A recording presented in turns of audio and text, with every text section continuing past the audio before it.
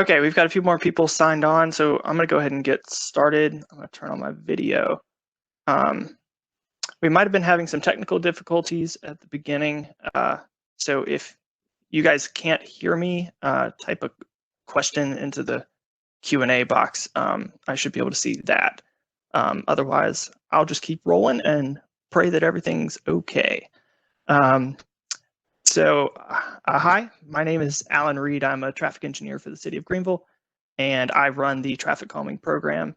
And I'm just looking through the attendees here. It looks like Councilmember Brazington is with us, so thank you for joining us and for all the work you do. And let's go ahead and get started here. So hopefully everybody can see this presentation, and we're going to first cover a few things about how to participate on the Webex platform. So hopefully on the right side of your screen, you should have a participants window and a Q&A window. And if you do not, there are two buttons in the corner. Hopefully that if you click those, these two windows should appear. And so I'm going to go through this. It's a very quick presentation. If you have any questions along the way, you can type them in the Q&A box, and I will see them, and I will go through all the questions at the end. Or if you would rather speak to everybody, there should be a little raise hand button. If you click that, then a little hand will appear next to your name like this. Yes. I see somebody has raised their hand already. Let's see. Oh, they put it down. Nope, it's back up. Okay, I'm going to get through the instructions, and if your hand is still raised, I will call on you in just a moment. So a little hand will appear next to your name, at which point I will know that you have a question. So all of your all of you came in muted automatically. And I will, if you raise your hand, I will unmute you, at which point your screen will go would look like this. And if you see this, that means that we can all hear you and you can go ahead with your question. So those are the instructions. I see that somebody has their hand raised. So Shelly Kelleher, would you like to ask a question? Go ahead. No, I just was touching the button. Sorry. All right. So if you click that button again, your hand should go away, and we should be good. I'm trying. Sorry. That's okay. No worries. We're all learning. Yes. So I've this is probably my fourth one of these, but I know we've all grown more accustomed to using video conferencing things through this pandemic. So we're all just going to get through it together. And sometimes we run into troubles, but we'll just keep going. Okay, so that's how you participate. Hopefully that's pretty smooth for everybody. So we'll start with the map of the study area. This is the Collins Creek study area, and it's bound by the major roads of East Parkins Mill and Cleveland Street, and consists of Collins Creek, Babs Hollow, and all the other cul-de-sacs. So I'm going to explain a little bit about the process and how we got to this point in the process. Usually this begins when somebody will call or email our office asking for a speed hump, and we send them an application. And once they return that application, we send them the information for a petition. So the petition requirement for the petition is to get 50% of the address points represented. And so somebody has done that legwork. And so once the petition is completed, we schedule the kickoff meeting. I see that Mr. Greenlaw has a question. Yes. Go ahead. Are we supposed to have video? I see a video. That's it. No. In order to sort of limit bandwidth and make sure that I'm coming through clear, we keep everybody's video off. Okay. Make sure I was. Yep. I'm okay. Yep, you're good. That's a good question. Yep. Mm-hmm.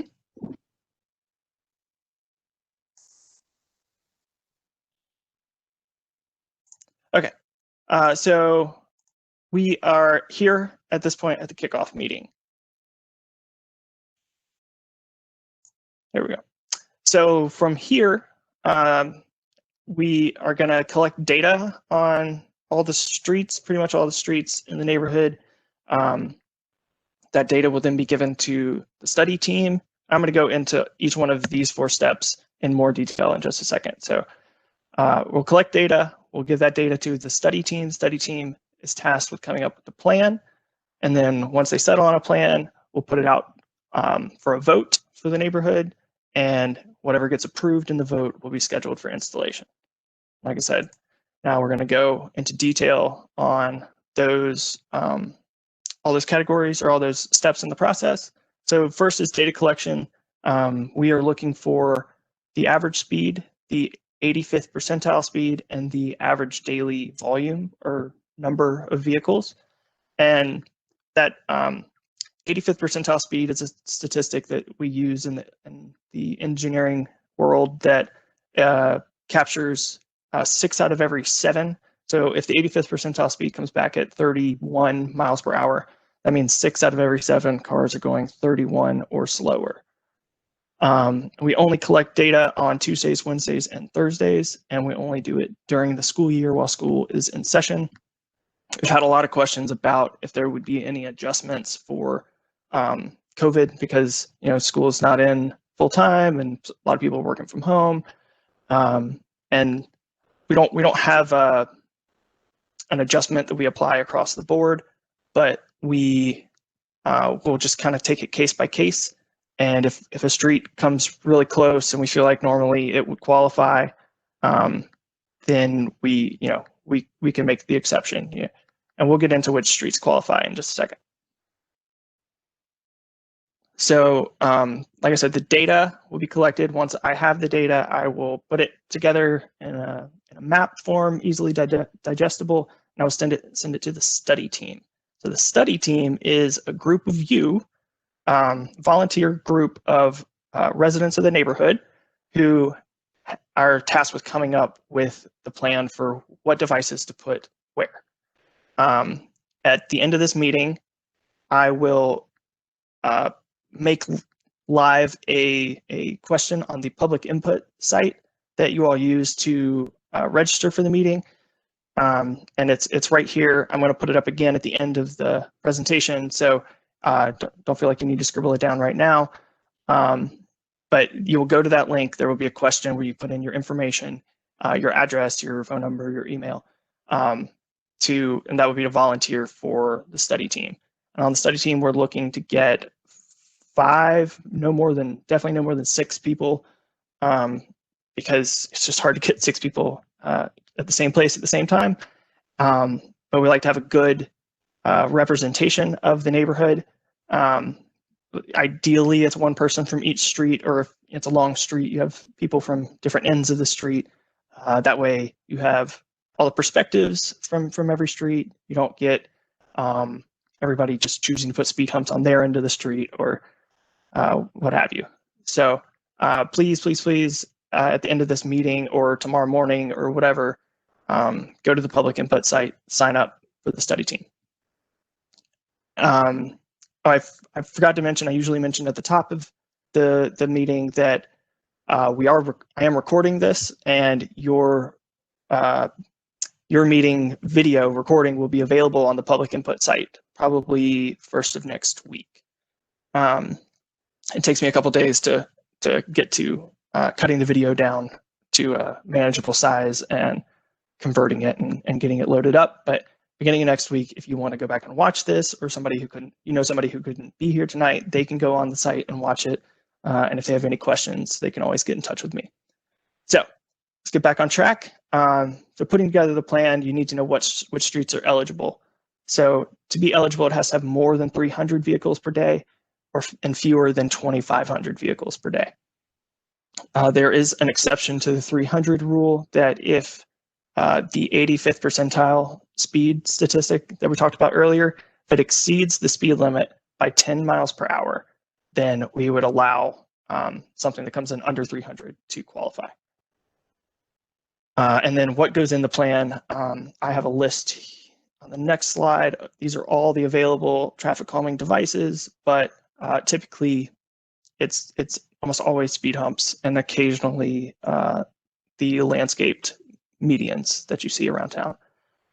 And that's what the pictures were on the side there. It's one of the new rubber speed humps and a landscape median. But these are all the options available to you. And just so you know, each column represents an additional level of approval that the item must get. So if you just want to do a speed hump, all it takes is a neighborhood vote.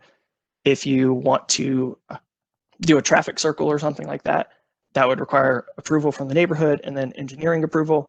Or if you wanted to do a texture pavement or something, then that would require a neighborhood vote, engineering approval, and then council approval.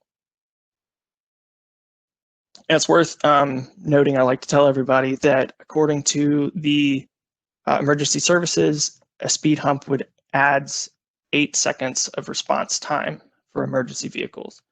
So that's just something that's good to know going in. But speed humps are the most aggressive form of traffic calming. If you really want to slow people down, there's nothing better than a speed hump. So the study team will put together a plan. I don't participate on the study team, but I provide engineering oversight and guidance for the study team. So it's usually kind of iterative. They'll propose something, I'll offer comments and suggestions based on the study team's goals, and then they'll go back and revise, and eventually we'll settle on something. So once that plan is settled, then we'll put it on a ballot and we'll put it out for a vote. Typically, in the past, we've done a paper ballot that's mailed to every address point. With this new public input platform, we are able to do a vote online. And to do that, what we would do is mail out a postcard, sort of like what you received to sign up for this meeting, explaining when the vote started, when it ends, and how to log on and do that. So a little bit about the vote is each item is voted on individually. So if you're proposing 5 speed humps, 3 could pass, 2 could fail, and it requires 70% yes votes to pass, and that's based on the number of votes we receive. And then who's eligible to vote? That anyone over the age of 18 or anyone in your house with a valid driver's license. And you have to vote. Every ballot should be cast by an individual. So Mr. and Mrs. Smith, if Mr. and Mrs. Smith sign 1 ballot, then that's only 1 vote. That doesn't count for 2. So what gets approved during the vote will then be scheduled for installation. Everybody wants to know when their speed hump is going to get installed.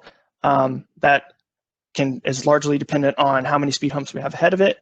So we're working very diligently to catch up on a backlog of speed humps that we've got, because become very popular in the last few years. And then the item there that says budget constraints, that does not mean that your plan has to fit within a certain budget. There is no budget limitation on your traffic calming plan. That just means if you propose 10 speed humps, we might not install all of those in 1 fiscal year. We might spread it across 2 to make sure we have enough money to accommodate other neighborhoods. But whatever you put in your plan and whatever gets approved will get installed. And then once we go out to put down a speed hump, it takes about a week. And then if you go with one of the landscape medians, that generally takes 1 or 2 days, usually a day for concrete and a day for planting.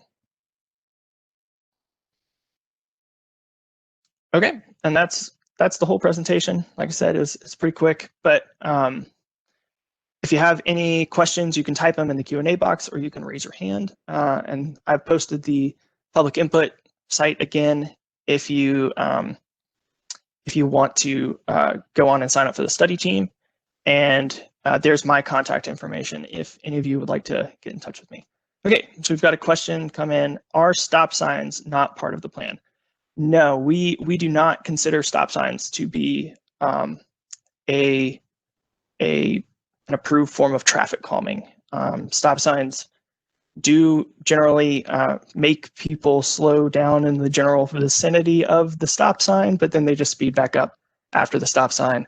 And when stop signs don't meet the federal warrants that are laid out for us that they're supposed to, people tend to disregard them because they don't see any reason to stop, at which point we've traded a speeding problem for a stop sign running problem.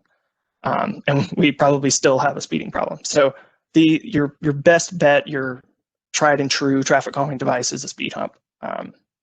That's hands down the most effective way to slow people down.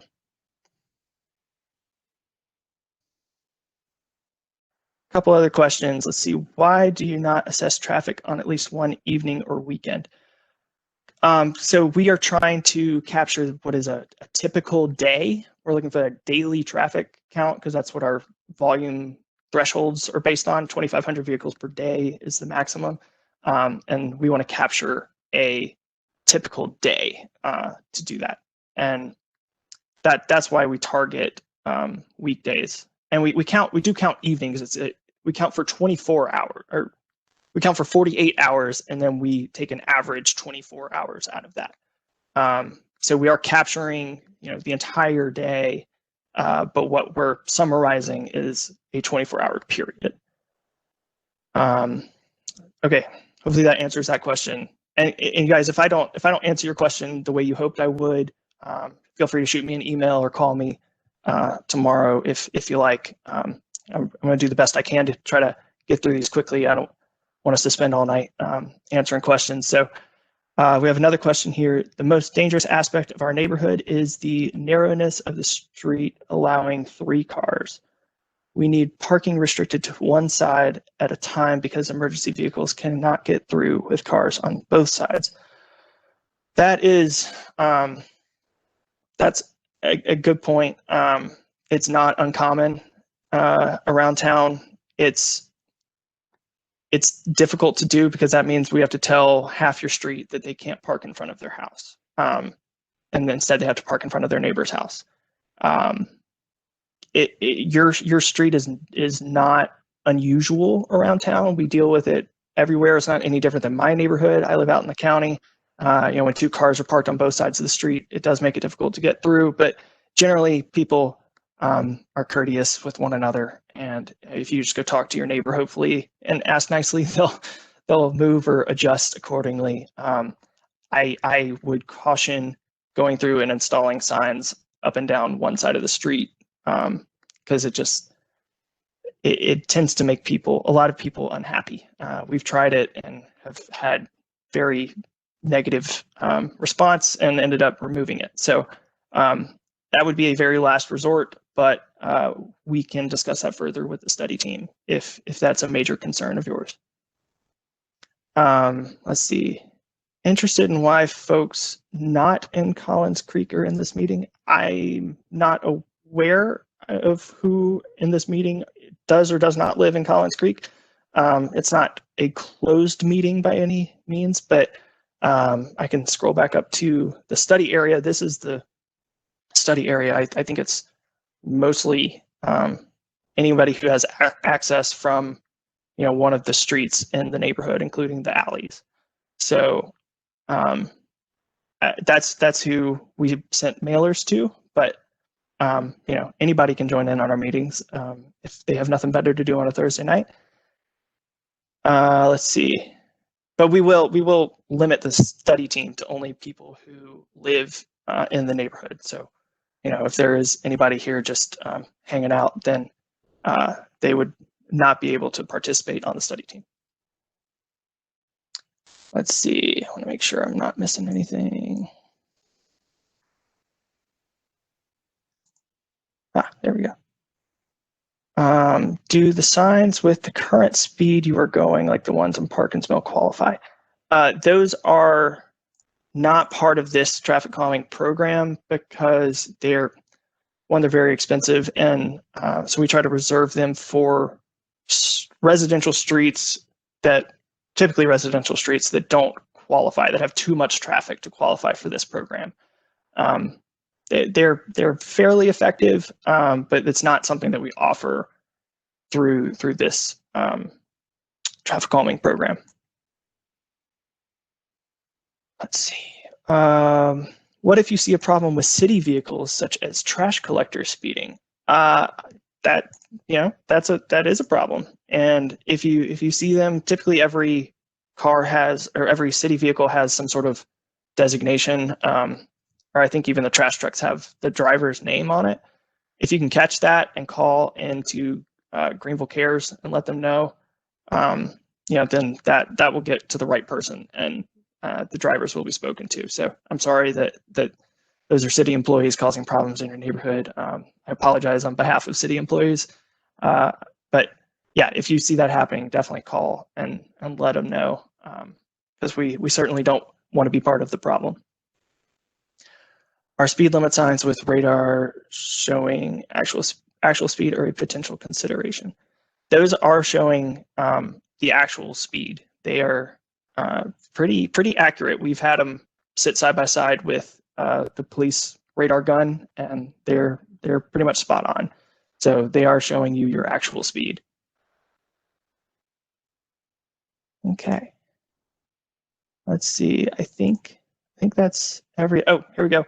Missed part of the meeting, and you might have already addressed this. How do you decide how many speed humps you need in the neighborhood and where they will be placed? So that is the job of the study team, and I will scroll back to that.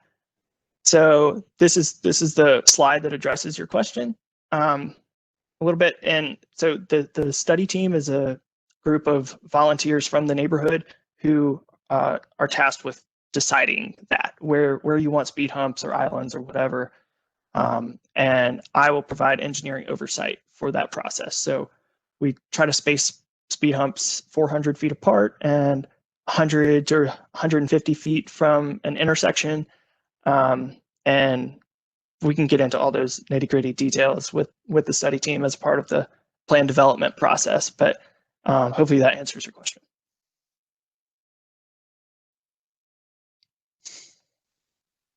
Let's see, there is a speed limit sign covered by a bush or tree. Can that be corrected without a neighborhood vote? Of course, no. If you guys see a sign that's obscured by a tree or a branch or bushes or something, just call our office or call Greenville Cares. Greenville Cares is a great resource. They will make sure to route it to us or route it to the right-of-way maintenance folks who can go out and trim that back. And if we don't feel like we can trim it back and save the plant or whatever it is, tree, then we can move the sign or something. But no, that certainly does not require a neighborhood vote. When would you anticipate starting our study? So we will collect data probably not until the end of January or beginning of February. There are 2 neighborhoods ahead of yours, and we won't count. We won't count next week for Christmas. We won't count the week after. Probably the next 2 weeks, just because of people taking time off for New Year's and Christmas. So we wouldn't consider those to be normal days, and plus school would not be in session. So we won't start counting the next neighborhood until January. We only have 3 sets of counters, so we can only do 3 streets at a time. And our counters are usually split between collecting traffic calming counts and doing data collection for other things we have going on. So it will likely be, I'd probably say the beginning of February is when we start collecting your data. And I try to turn it around as soon as I can. I don't sit on it. So as soon as I get it, I summarize it and send it out to you. Let's see, somebody says, I would like to volunteer to be on the study team. Great, I'm so glad. Whoops, went too far. Let's see. Let's get back in here. Go to the last slide.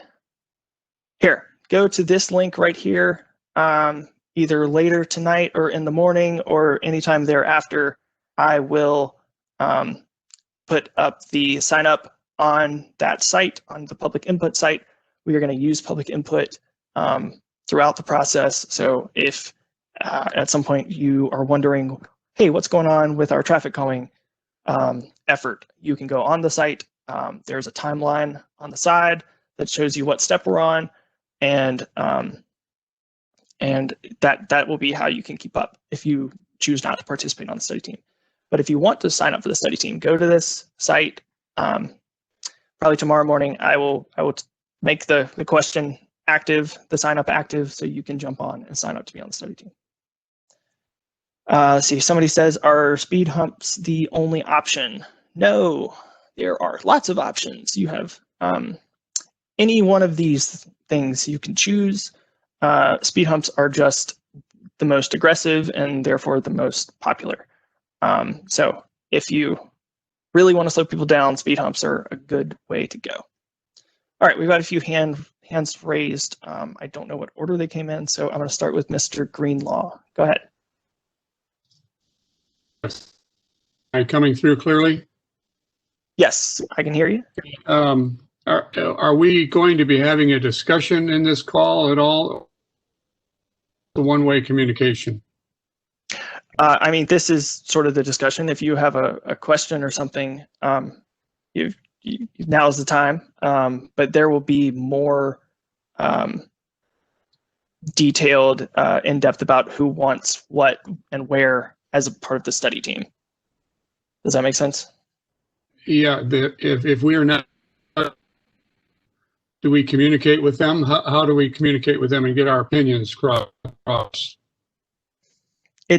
So I'll have this conversation with the study team, but I put it, make it clear to them that it's their responsibility to communicate the plan and collect feedback with their neighbors. So that's why it's good to have a representative from every street. Say, so you probably know the neighbors on your street better than you know on other streets, and that way you can be the representative, so to speak, to collect feedback or opinions. But that's sort of how that's handled. But if you're not on the study team and you want to know what's going on, and you don't know who to talk to, you can always come to me. I can plug you in with a member of the study team who can get you up to speed.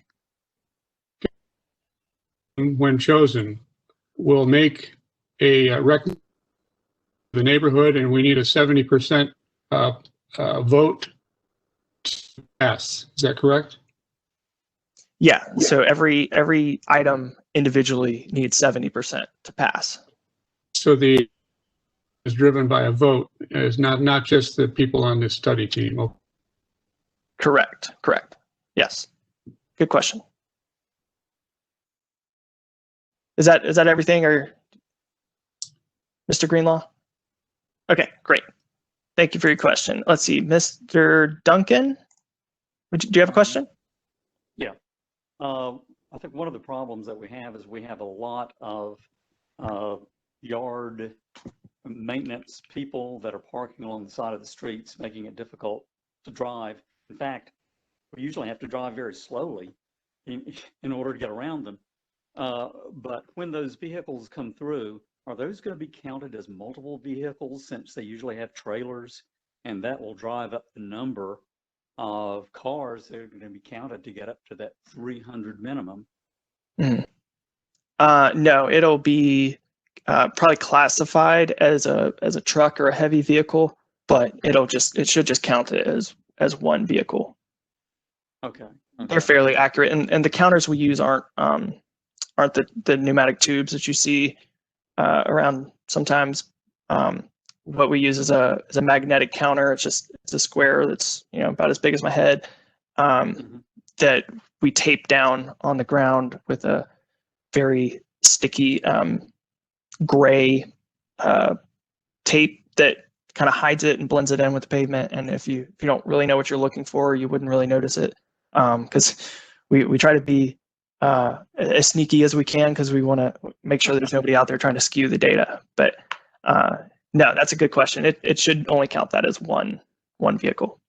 Oh, okay, good. That's because that's one of the problems that makes things dangerous, is when we have all these vehicles, you have to go around them, and kids that could be playing could run out from behind these vehicles. And I think that is probably the most dangerous thing in the neighborhood, to me anyway. But thanks. Absolutely. I can appreciate that concern. Thank you for your input.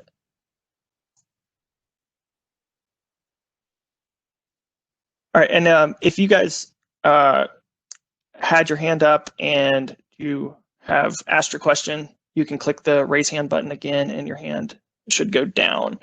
That way, I just want to make sure that you don't have an additional question. Okay, there are a couple more that have been typed in here. Let's go through these. Anything we can do about folks coming into the neighborhood to work? I'm guessing that I don't know if that means like landscapers or contractors or whatever. Let's see. They speed excessively. Yes, I have the same problem in my neighborhood. But we can't say certain people are not allowed on your streets. They are public streets, and people, have hired these people to come to their house. But that's why speed humps are the most aggressive form of traffic calming, because you can't avoid them. So that's why I always tell people speed humps are the way to go, because they'll catch everybody, big truck all the way down to the small cars. So let's see. Can you show examples of the devices listed under the neighborhood vote? I don't have pictures right now, and I wouldn't. I can go over to Google and show you them, but I don't have pictures ready to go. If you want to see them, probably the easiest thing is FHWA, the Federal Highway Administration, has a traffic calming they have one little one sheets dedicated to each of these. So if you can find that resource, or if you would like me to send it to you, shoot me an email, and I'm happy to send that. But that's probably the easiest way to get a feel for each of these options. And in case you want to send me an email, here's my contact information again. Yeah, if you guys think of any questions, if you wake up in the middle of the night, and you're like, shoot, I meant to ask him this, shoot me an email. I'll get to it. I'm so sorry if you said, there's another question. If you said this already, but what format do we vote? So this will be, we haven't done one yet, so I don't know how well it's going to go, but our intent is to do it on the public input site right there. So when the vote goes live, you would go to publicinput.com/Greenville-SC Collins Creek, and you would see the ballot right there, and you would fill it out for every eligible member of your household. If you don't want to participate that way, we will make paper ballots available to anybody who requests them. So you don't have to participate digitally if you don't want to, but we will send a mailer out to everybody before the vote starts with all of these instructions on how to participate.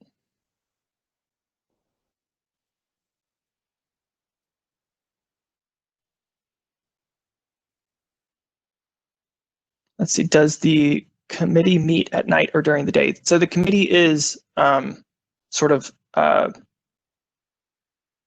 what's the right word? Autonomous. They can meet as many times as they want, or as few times as they need, and at any time that is convenient for them, and in any manner that is convenient for them. Right now it's probably best if you could set up a Zoom call or something, since it's not particularly safe for everybody to get together in person. So that's entirely up to the committee. I don't participate in every meeting. I don't usually attend meetings. Usually I get the notes or the ideas the next day or so, and I can provide feedback. Usually it works best if you kind of make someone the point of contact, who's responsible with communicating to me. But I'll let you guys decide however you want to handle that.